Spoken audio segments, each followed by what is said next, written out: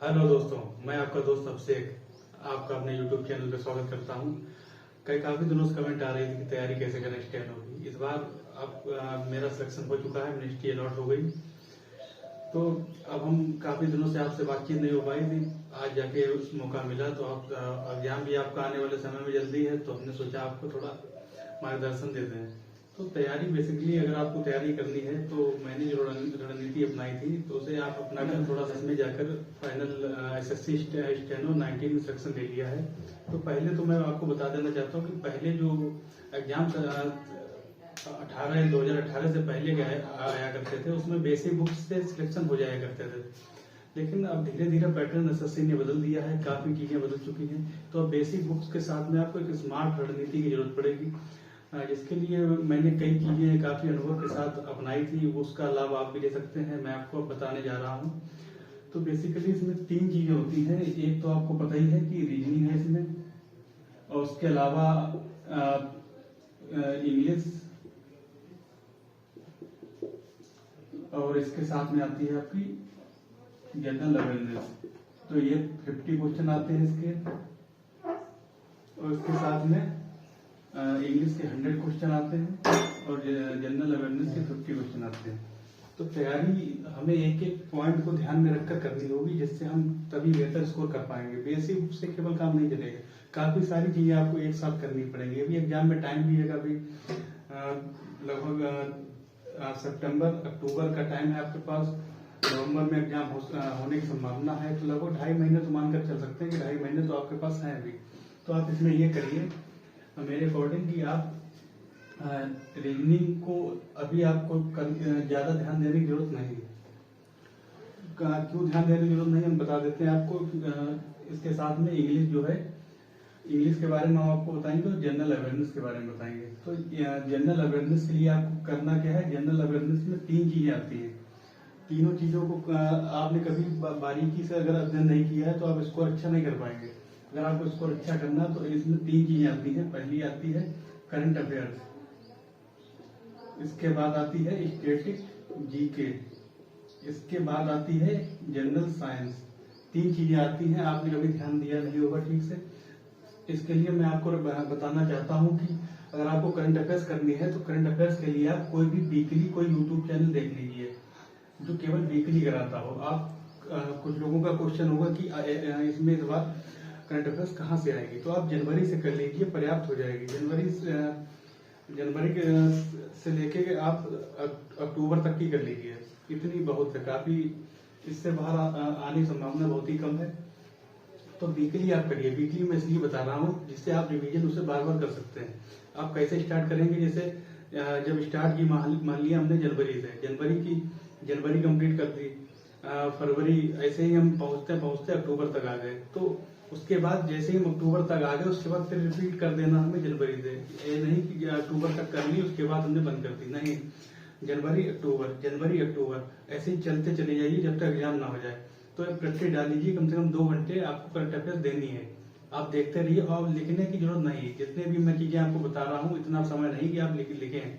अगर आप पहले से आपके नोट्स बन चुके हैं तो आपको वैसे भी लिखने की जरूरत नहीं। और अगर आपने नोट्स अभी तक नहीं बनाए किसी चीज के तो आप अब आगे बनाइए भी नहीं। आपको अभी प्रैक्टिस की जरूरत है अगर एग्जाम आपको बहुत कम समय में क्वालिफाई करना है। तो आप यही करिए, आप वीकली करंट अफेयर्स कर लीजिए, बार बार रिपीट करना है जब तक एग्जाम ना हो जाए, ये याद रखिएगा। जिससे आपको क्वेश्चन रट जाएंगे और सेम क्वेश्चन वहां मिल भी जाएंगे। ज्यादा डीपली क्वेश्चन एसएससी आजकल पूछ भी नहीं रही। इसके अलावा स्टैटिक जीके में आप क्या करेंगे, स्टैटिक जीके के लिए कोई भी आप, जैसे डांस है, रिवर्स है, और कुछ फोक डांस है, कुछ फेस्टिवल है, तो इसके बारे में आप थोड़ा डीपली अध्ययन कर लीजिए। थोड़ा टाइम निकालिए, एक घंटे का टाइम निकालिए, उसमें आप इन्हीं चीजों को देखिए कि कहाँ लेटेस्ट। और याद रखिएगा कोई आगे पीछे का नहीं, आप जनवरी से स्टार्ट कीजिए। कहाँ कौन सा त्योहार मनाया गया, कहाँ डांस हुआ, किस कुछ फसलों के आने पे, कुछ कई राज्यों में अलग अलग मनाए जाते हैं, जैसे उगादी, बोनालू, कई प्रकार के। तो इन सब चीजों को आप डीपली एनालिसिस करिए। जो खेल हैं, प्रादेशिक खेल, वहाँ की वेशभूषा, तो आप रोज अध्ययन करते रहिए। जितना भी आप कर सकते हैं 2.5 महीने में आप रोजाना प्रैक्टिस करते रहिए। क्वेश्चन कई प्रकार के पूछे गए हैं कि जैसे जो डांस होता है मोहिनीअट्टम, उसमें जो ड्रेस पहनी जाती है उसके बॉर्डर का कलर कैसा होता है। तो ये चीजें आप धीरे धीरे कवर करिए, धीरे धीरे आपके साथ आप कंप्लीट कर लेंगे। और कोई इतनी टेंशन वाली बात नहीं है, जितना भी आप कर सकते हैं उतना कर लीजिए। बाकी अगर क्वेश्चन छोड़ना भी पड़े तो कोई उसमें ज्यादा हानि नहीं है, लेकिन फिर भी ट्राई तो आप कर ही सकते हैं। तो इसका भी एक सिस्टम है, पूरा आप बनाइए से क्रमबद्ध उसका अध्ययन कीजिए। तो आप इसे कैसे भी आप किसी भी सोर्स से कर सकते हैं, इसमें कोई सोर्स सभी विश्वसनीय है, कोई दिक्कत वाली बात नहीं है। इसके अलावा जीके जीएस जो है उसके लिए आप अगर आपने बेसिक कर लिया तब तो ठीक है, अगर बेसिक आपने नहीं किया तो आप कोई लुसेंट कर लीजिए फटाफट। लुसेंट को 1-2 बार फटाफट पढ़िए पूरी। उसके बाद आप एक घटना चक्र की बुक आती है, घटना चक्र की, किसकी, घटना चक्र की जो बुक आती है, क्वेश्चन उसके नीचे उसका सलूशन, इस तरह की बुक मैं इसलिए आपको एडवाइस दे रहा हूँ जिससे इसमें केवल आप क्वेश्चन आंसर पढ़ते हैं तो आपके क्वेश्चन तैयार होते हैं, लेकिन आप इस तरह की बुक पढ़ेंगे तो आपके कॉन्सेप्ट क्लियर होंगे। आप जिसके कॉन्सेप्ट क्लियर होते हैं तो कई सारे क्वेश्चन वो अटेम्प्ट कर सकता है। अगर कभी कभी क्वेश्चन से हटके भी थोड़ा पूछ लिया जाता है तो आप उसके भी आंसर दे सकते हैं सटीक। तो ये रहा जीके का। इसके अलावा आप इंग्लिश की बात करते हैं, रीजनिंग की भी हम करेंगे, रीजनिंग की अभी हम थोड़ा रुक के करेंगे। इसके बाद आता है इंग्लिश के लिए। इंग्लिश के लिए आपको बहुत जरूरी है कि इंग्लिश, अगर आप हिंदी मीडियम के तो आपके लिए सबसे इम्पोर्टेंट चीज है कि आपको द हिंदू जरूर पढ़ना पड़ेगा। द हिंदू के लिए थोड़ा टाइम ज्यादा देना पड़ेगा। मैं इसलिए बता रहा हूँ, जो सीबीएसई बोर्ड वाले हैं उनके लिए भी जरूरी है, पर उनके लिए इतना सीरियसली करने की जरूरत नहीं, लेकिन आपको हिंदी मीडियम वालों को तो करना ही करना पड़ेगा। तो द हिंदू इसलिए मैं बता रहा हूँ क्योंकि जब बैकग्राउंड थोड़ा रूरल होता है या फिर हमने इंग्लिश पे ज्यादा फोकस नहीं किया होता है तो हम उससे फैमिलियर नहीं हो पाते। एग्जाम में जब चीजें आती हैं सामने तो उसमें टाइमिंग भी मैटर करती है। टाइमिंग के साथ अगर आप नहीं कर पा रहे हैं तो आप बहुत पीछे रह जाएंगे इसमें। और टाइमिंग अगर आपको बनानी है, अच्छे कम समय में क्वेश्चन करने हैं, एक बार क्वेश्चन देखना है और आंसर देना है, तो इसके लिए आपको जरूरी है कि आप द हिंदू रीड जरूर करिए। कोई जरूरी नहीं आप एग्जाम तक करिए, 1 घंटे कर सकते हैं, 1 घंटे करिए। और द हिंदू तैयार करने का सबसे सटीक तरीका ये है कि द हिंदू आप करिए। सबसे पहले एक किसी भी टीचर की वीडियो देख लीजिए। मैंने अगर आप हमसे पूछेंगे कि आपने किसकी देखी थी तो हमने आशीष सर की द हिंदू की वीडियो देखी थी। उनकी वीडियो आधा घंटा की देखिए, उसमें से कुछ बुकें मिलेंगी आपको। उसके बाद आप द हिंदू न्यूज़पेपर उठाइए। उसके बाद आप पीडीएफ, अगर आपके पास पीडीएफ भी उपलब्ध हो पाती है आपके पास तो फिर आप पीडीएफ से भी पढ़ सकते हैं। जो आशीष सर एक पैसेज पढ़ाए वही आप पहले न्यूज़पेपर में पढ़िए। न्यूज़पेपर में एक पैसेज पढ़ने के बाद आप प्रयास करिए कि फिर दूसरा उसी तरह से आप पढ़ पाए। ऐसे प्रैक्टिस करते रहिए, स्पीड बढ़ाइए पढ़ने की। और सबसे पहले न्यूज़पेपर उठाने से पहले आप उसकी पहले बुकैब लिख लीजिए, बुकैब सारी लिख लीजिए, उसे एक बार देख लीजिए कि हाँ इसका क्या मीनिंग है। उसके बाद न्यूज़पेपर उठाइए। इससे आपकी बुकैब भी तैयार होती रहेंगी और साथ में आपका कॉम्प्रिहेंशन भी अच्छा हो जाएगा। कॉम्प्रिहेंशन इसलिए मैं बता रहा हूँ कि इसमें कई सारी चीजें हैं, PQRS, पैसेज, क्लोज टेस्ट, बहुत सारी चीजें हैं जो केवल आपको कॉम्प्रिहेंशन से ही आ सकती है। आप अगर कॉम्प्रिहेंशन किए हुए हैं तो आप बहुत जल्दी आंसर दे देंगे, नहीं तो आप उसमें जोड़ घटाना तोड़ते रह जाएंगे सेंटेंस को, तो बड़ा दिक्कत हो जाएगी। आप अच्छा स्कोर नहीं कर पाएंगे, टाइम आपका सारा खराब हो जाएगा, अटेम्प्ट क्वेश्चन आप ज्यादा अच्छे नहीं कर पाएंगे। तो 2 चीजें तो ये इम्पोर्टेंट है। इसके अलावा एरर के लिए आप एक चीज कर लीजिए। एरर के लिए आप विशाल सर की मैंने की थी बैंक की, जो बैंक SBI PO और क्लर्क की जो वीडियो उनकी पड़ी हुई है, चाहे वो 2 से 4 साल पुरानी पड़ी हो, वही आप कर लीजिए। उससे आपका कॉन्सेप्ट क्लियर हो जाएंगे। ज्यादा रूल्स पढ़ने की जरूरत नहीं है। अगर आप बिल्कुल भी अनभिज्ञ हैं तो आप एक बार किसी बुक से देख लीजिए बेसिक रूल्स। उसके बाद आप एक बार ये वीडियो कर लीजिए जो द हिंदू से एक्सट्रैक्ट करके कुछ चीजें दी गई हैं, उसमें एरर बनाए गए हैं और वही आजकल SSC पूछ भी रही है, तो आप उससे एरर कर सकते हैं। इसके बाद आपका बचता है घटना चक्र की। आप एक बुक ले लीजिए इंग्लिश की। इसमें आपको सबसे बड़ा फायदा यह है घटना चक्र, जिसमें वो बुक है घटना चक्र, जिसमें चैप्टर वाइज चीजें दी हुई है। चैप्टर वाइज चीजें दी हुई है, जैसे पैसेज के दिए हैं कम से कम 150 क्वेश्चन। पैसेज के उसमें 150 क्वेश्चन, 200 क्वेश्चन, 300 क्वेश्चन ऐसे दिए हुए हैं। जब आप उन्हें एक बार करेंगे तो उसमें ज्यादा समय भी आपका नहीं लगेगा, क्योंकि उसके जो आंसर है, उसके जो कॉन्सेप्ट है, उसके जस्ट नीचे दिए हुए हैं। आपको वो बुक जो जिसमें केवल क्वेश्चन आंसर होते हैं, उसमें 4 पन्ने बाद आपको देखना होता है कि क्या आंसर किसका, उसमें टाइम खराब हो जाता है। आप इसमें फटाफट देख लीजिए नीचे कि क्या कॉन्सेप्ट, क्या अप्रोच लगाई गई है, वही आप भी लगाते रहिए।